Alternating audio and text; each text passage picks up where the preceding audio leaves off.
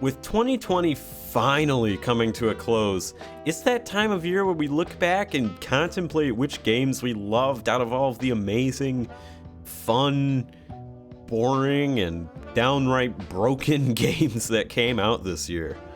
As per tradition, I've made a short list of the games I felt were good enough to be featured as some of my favorite games of the year. Bit of a short list this year, only 6 games. And if you're wondering, oh, what about this game? Or, hey, didn't you play this game? The answer is no, I probably didn't play it. That's why it's not on the list. Also, no early access games. Don't worry, Satisfactory, you'll have your time to shine eventually. Anyway, shall we get started? Number 6.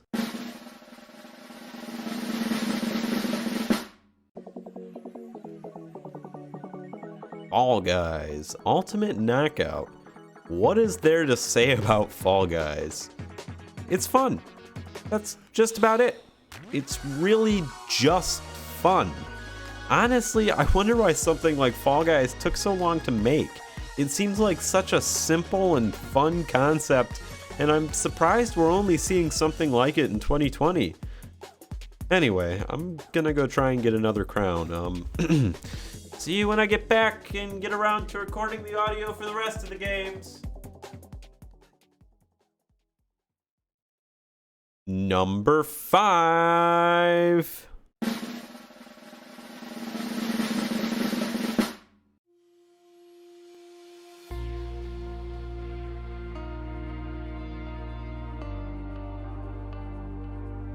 Microsoft Flight Simulator. Is it right to call this a game? I genuinely think Microsoft Flight Simulator is much more than just a game. It's like an intricately built machine, which performs its tasks perfectly.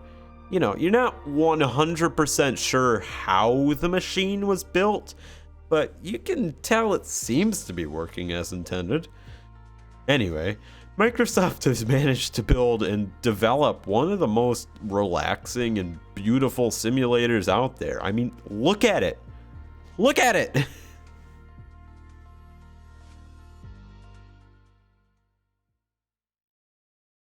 Number 4.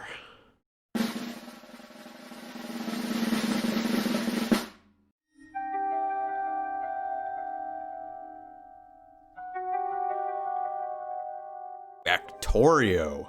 Yes, a game that's been out in early access for a while, but finally released in 1.0 this year. Now, what the hell do you say about Factorio?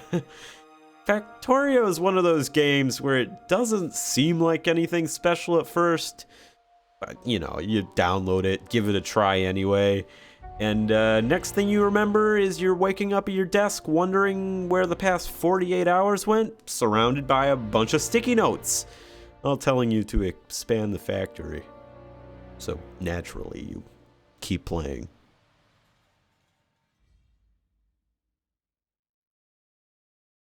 Number 3.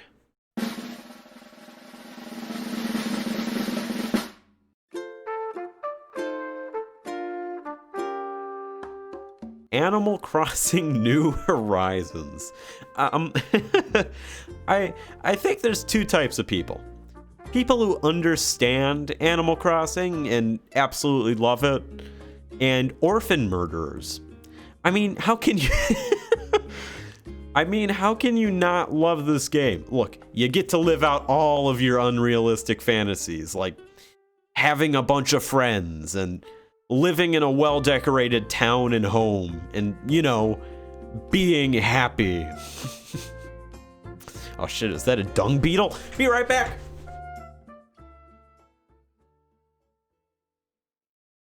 Number 2.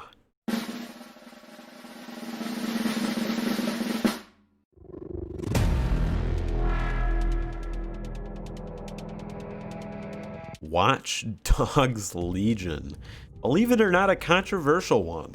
Now, I guess I understand if you don't like the gameplay. Personally, I love it, and I just see it as an expansion of the innovative gameplay of Watch Dogs 1 and 2.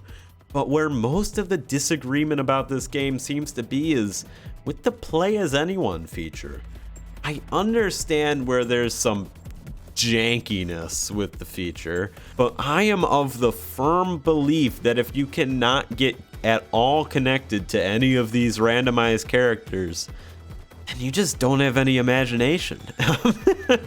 Now, a lot of people don't seem to understand the draw of the randomized characters, so let me try to explain it using a different game, Minecraft.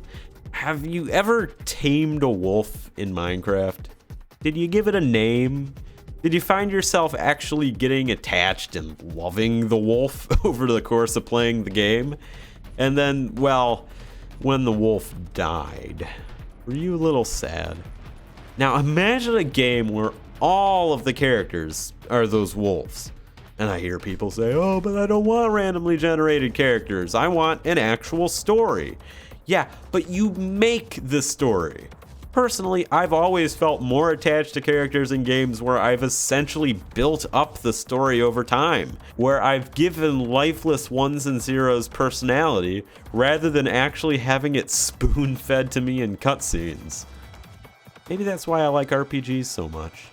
Anyway, how did this rant start? Oh yeah, Watch Dogs Legion. It's a good game, I guess.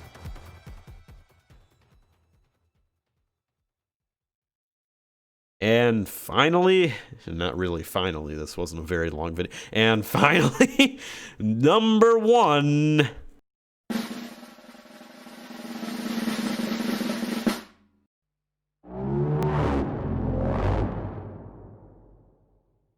Half-Life Alyx. Oh, holy shit. Yeah, some of you might not have been expecting this one, mainly because most people don't have VR, and I didn't either until this year. And, yeah, VR is something else. I mean, what the hell am I meant to say about Half-Life Alyx? It's truly revolutionary, and I've never felt so immersed in a video game before. Jesus, this is a geeky video. Anyway,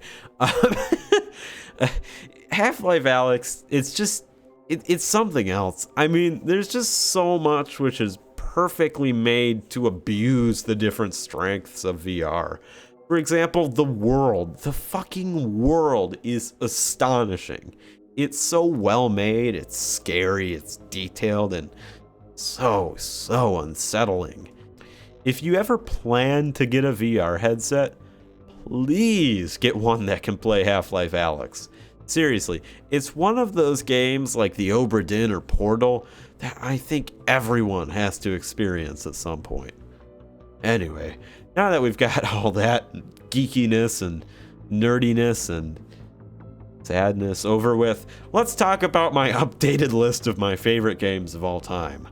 Now, usually I just stick this at the end of the Games of the Year videos like this one, but back at the start of December, I went through quite the process to rework and update my list of my favorite games of all time. Because of those updates, the list would take much longer to present, and I figured rather than shoving it at the end of this video, I'll just make a second video which should be uploaded in a week or so. So hopefully I'll see you there. Anyway, I realized this was kind of fast-paced, and let's be real here, I'm not really the best at game reviews, and I kind of just wanted to talk about some fun games I played this year, but that's it for me.